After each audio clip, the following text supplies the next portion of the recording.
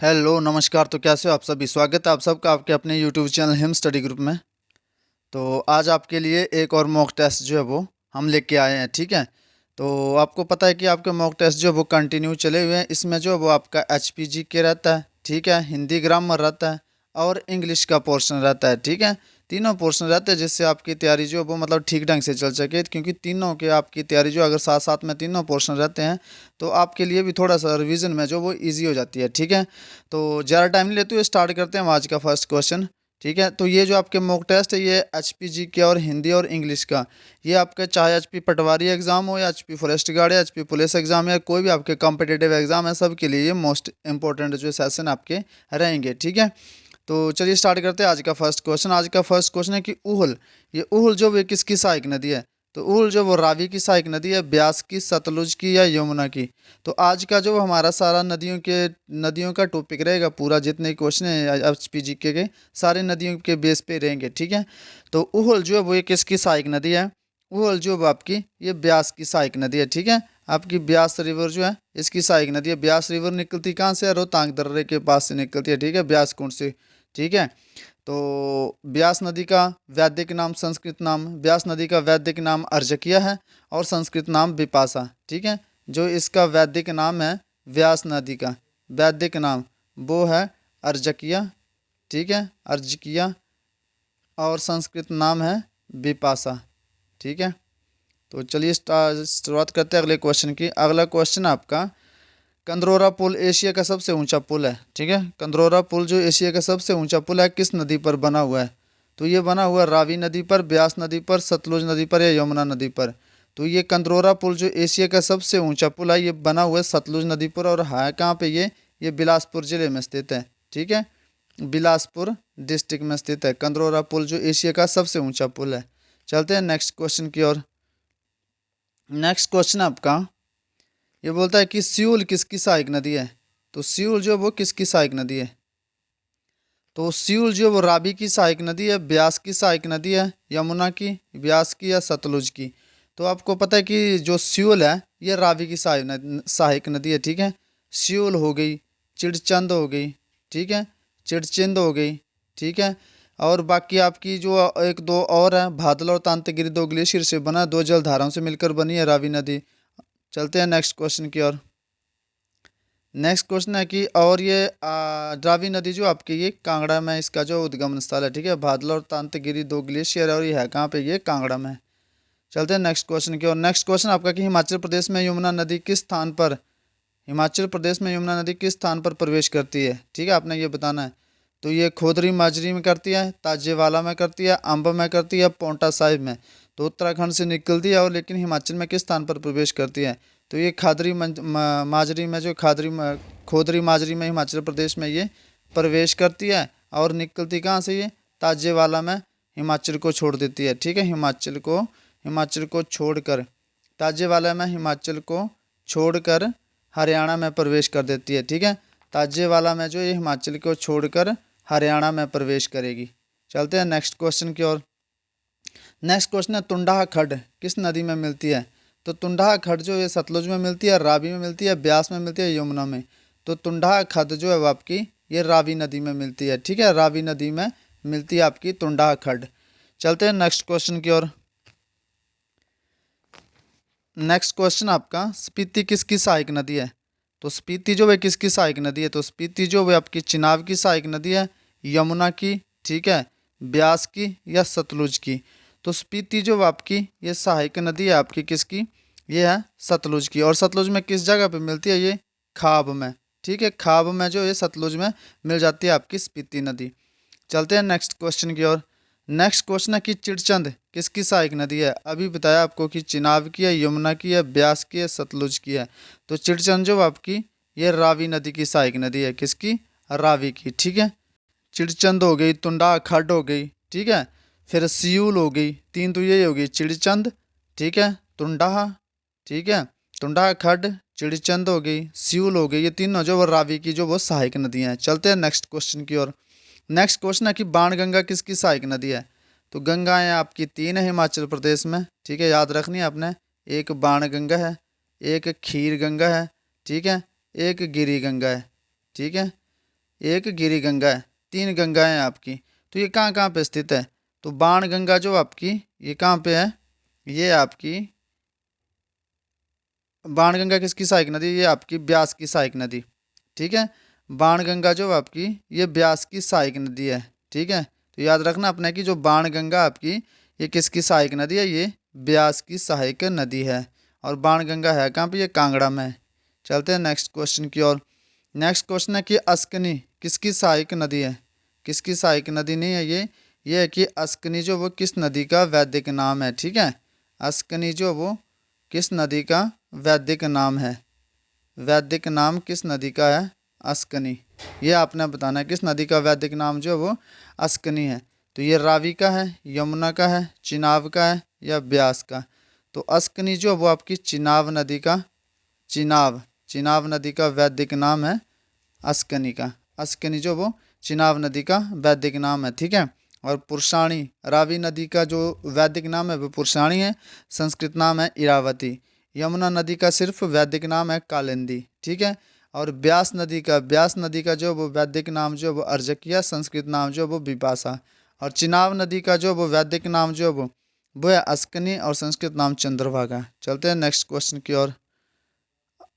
Next question आपका क्या, गिरी गंगा किसकी सहायक नदी है? तो गिरी गंगा जो वो किसकी सहायक नदी है? तो ये ब्यास की सहायक नदी है, सतलुज की सहायक नदी है, ठीक है, या फिर यमुना की सहायक नदी है या चिनाब की सहायक नदी है? तो जो आपकी गिरी गंगा है ये आपकी यमुना की सहायक नदी है। ठीक है, यमुना की सहायक नदी है आपकी गिरी गंगा। ठीक है, चलते हैं नेक्स्ट क्वेश्चन की ओर। अब आपका हिंदी का सेशन है। तो हिंदी के सेशन में आपका जो फर्स्ट क्वेश्चन है वो है ये है कि प्रधानमंत्री में कौन सा समास है? तो प्रधानमंत्री में आपने समास बताना है। बहुब्रीहि समास है, तत्पुरुष समास है, कर्मधारय समास है या द्वंद्व समास है? तो प्रधानमंत्री इसका अपना जो है मतलब मंत्रियों में जो प्रधान होता है उसे क्या बोला जाता है? प्रधानमंत्री। तो मंत्री में जो प्रधान है उसको बोलेंगे प्रधानमंत्री। तो ये हो जाएगा बहुब्रीहि समास। ठीक है, बहुब्रीहि समास। जैसे नीलकंठ किसे कहा जाता है? नीलकंठ जो वो शिव जी को कहा जाता है। ठीक है, ये शब्द का अपना कोई अर्थ नहीं है बल्कि किसी और को बोला जाता है। अब प्रधानमंत्री किसको बोला जाता है? प्रधानमंत्री मंत्री को नहीं, जो मंत्रियों में प्रधान है। ठीक है, तो प्रधानमंत्री जो मंत्रियों में प्रधान है, तो ये समास हो जाएगा बहुब्रीहि समास हो जाएगा। चलते हैं नेक्स्ट क्वेश्चन की ओर। नेक्स्ट क्वेश्चन है कि मृत्युंजय में कौन सा समास है? तो मृत्युंजय अर्थात मृत्यु को जीतने वाला, मृत्यु को जीतने वाला, मृत्युंजय अर्थात मृत्यु को जीतने वाला। तो किसको बोला जाता है मृत्यु को जीतने वाला? शिव जी भगवान को, शिव जी को।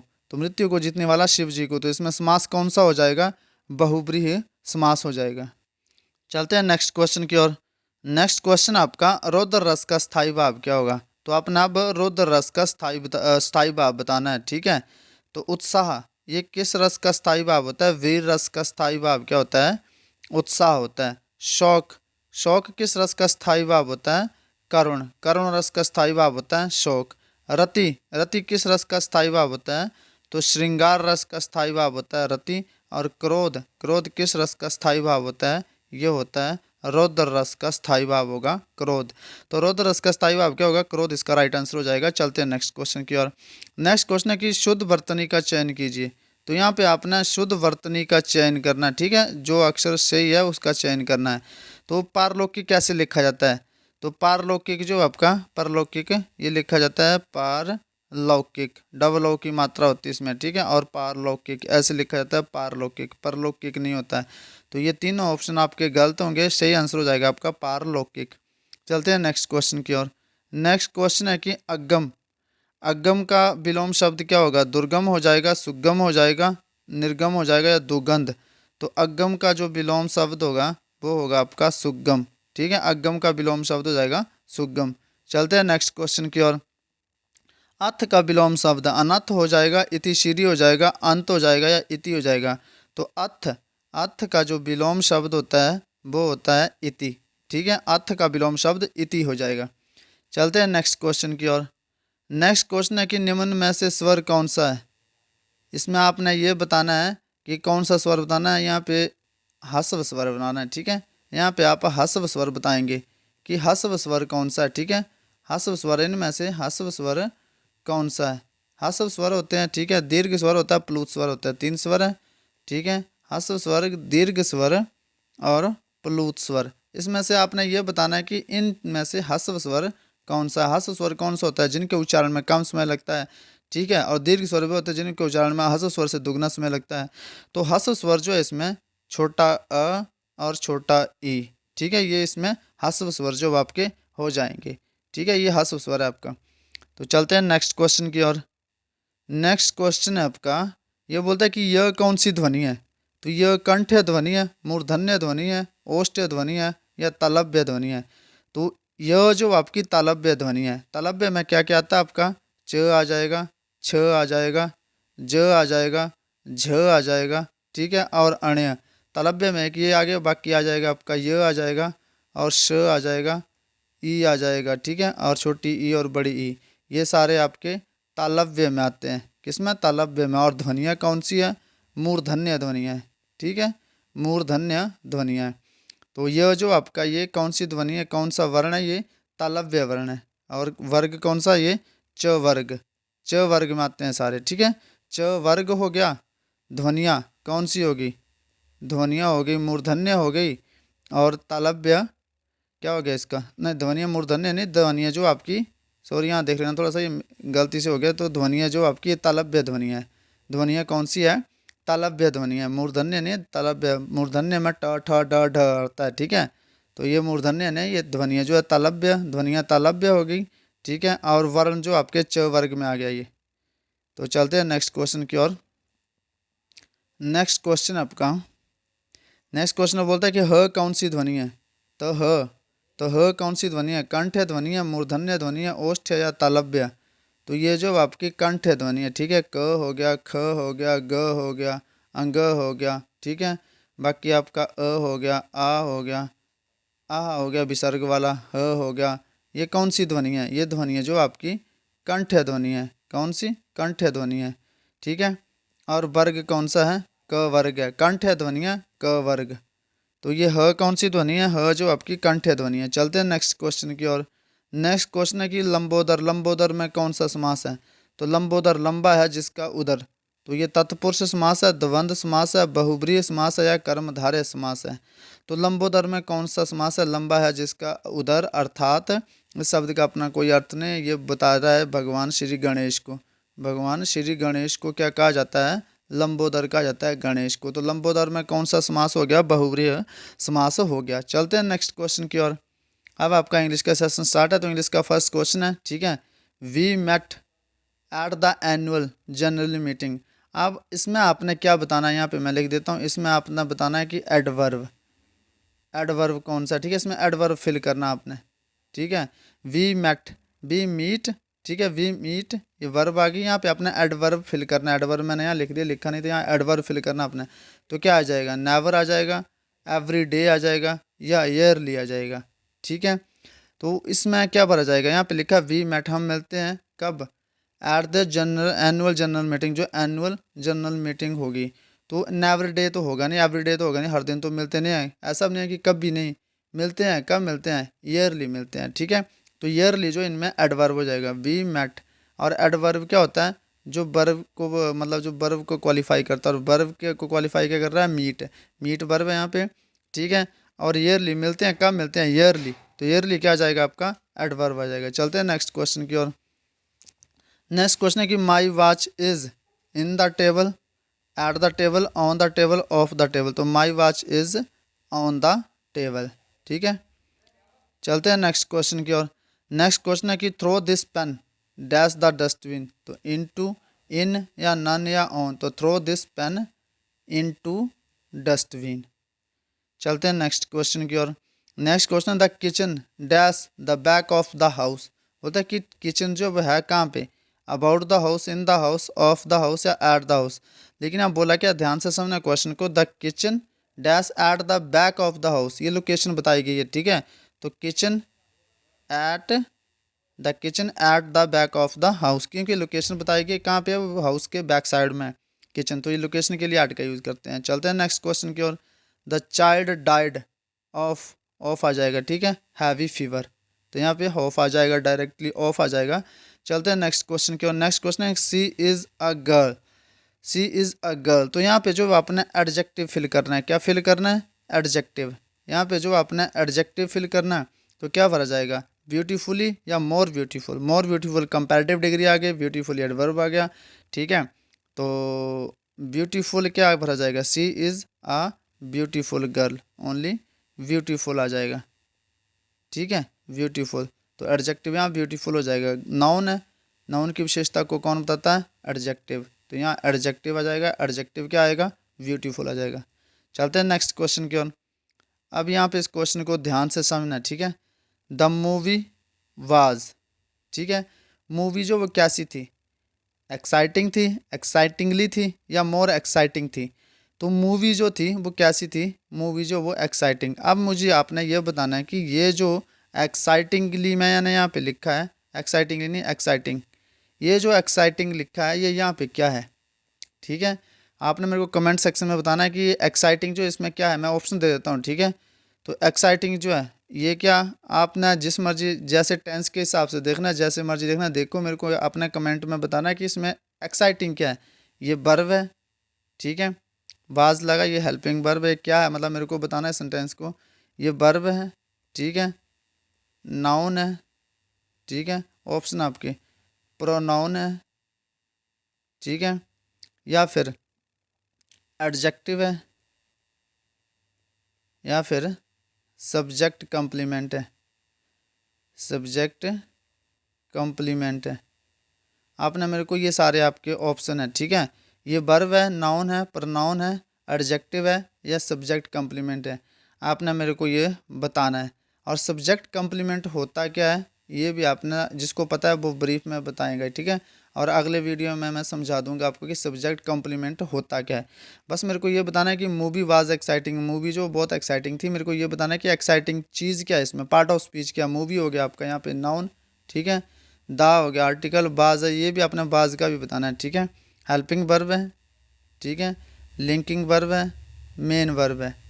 Helping verb, linking verb, main verb, सुन लेना ध्यान से। Helping verb, linking verb, main verb was का। और एक्साइटिंग क्या है? एक्साइटिंग वर्ब है, नाउन है, प्रोनाउन है, एडजेक्टिव है, या सब्जेक्ट कम्प्लीमेंट है। तो ये आपके लिए होमवर्क है इतना सा, ठीक है। कमेंट सेक्शन में जरूर बताना, और अगले वीडियो में मैं आपको ये एक्सप्लेन कर दूंगा, जैसे कोई इसके एग्जाम्पल के थ्रू से कुछ और एक्सप्लेन कर दूंगा कि सब्जेक्ट कम्प्लीमेंट क्या होते हैं आपके, ठीक है। हेल्पिंग वर्ब, लिंकिंग वर्ब, ये सारा बता दूंगा। बस ये भी बताना है कि बाज हेल्पिंग वर्ब है, लिंकिंग वर्ब है, या मेन वर्ब है। तो ये आपके लिए होमवर्क है। कमेंट सेक्शन में जरूर बताना यहाँ पे कि एक्साइटिंग है क्या, ठीक है। चलते हैं नेक्स्ट क्वेश्चन की ओर। नेक्स्ट क्वेश्चन है कि I decided to catch the bus because I was late. तो इसमें आपने क्या बताओगे? इसमें चलो आप बताओगे नाउन। इसमें नाउन क्या है? इसमें नाउन बताना आपने कि नाउन क्या है। I decided to, I decided मैंने डिसाइड किया क्या, कि बस को पकड़ लो, बिकॉज क्योंकि मैं लेट हो गया था, ठीक है। तो क्या भरा जाए इसमें? नाउन बताइए आप। तो नाउन क्या, सिंपल सा, I decided to catch the bus, bus क्या इसमें ये नाउन है। तो चलते हैं नेक्स्ट क्वेश्चन की ओर। नेक्स्ट क्वेश्चन आपका, he is the person, he is the person I know. तो यहाँ पे क्या भरा जाएगा? टोल भरा जाएगा, टोलर भरा जाएगा, टोलेस्ट भरा जाएगा। He is the person I know. तो आपको पता है कि आर्टिकल द कब लगता है? सुपरलेटिव डिग्री से पहले आर्टिकल द लगता है, ठीक है, सुपरलेटिव डिग्री। तो सुपरलेटिव डिग्री आई, यहाँ पे द आ गया है, तो सुपरलेटिव डिग्री सिंपल सा टॉलेस्ट, टॉलेस्ट आ जाएगा। He is the tallest person I know, he is the tallest person I know. तो यहाँ पे क्या, टॉलेस्ट आ जाएगा, ठीक है। चलते हैं नेक्स्ट क्वेश्चन की ओर। नेक्स्ट क्वेश्चन आपका ये बोलता है कि ही टेक्स प्राइड, ही टेक्स प्राइड डैश क्या। तो आपको बता दें कि प्राइड के साथ इनका यूज़ होता है, प्राउड के साथ ऑफ का यूज़ होता है, ठीक है। तो he takes pride in his wealth, ठीक है। चलते हैं नेक्स्ट क्वेश्चन की ओर। नेक्स्ट क्वेश्चन है ये बोलता है कि he is dash royal blood. तो क्या भरा जाएगा? तो he is dash of royal blood, of royal blood. जब आप किसी वंश से जाते हैं तो ऑफ का यूज करते हैं, ठीक है। तो he is of royal blood, ठीक है। तो ये था आपका आज का सेशन। आई होप आपको सेशन पसंद आया होगा, ठीक है। तो आपने वीडियो को ज़्यादा से ज़्यादा शेयर करना है, चैनल को सब्सक्राइब कर लेना है। और आपको पता है कि हर रोज़ वीडियो जो शाम को 7:30 बजे अपलोड होती है। मिलते हैं नेक्स्ट सेशन में, तब तक के लिए जय हिंद, जय भारत।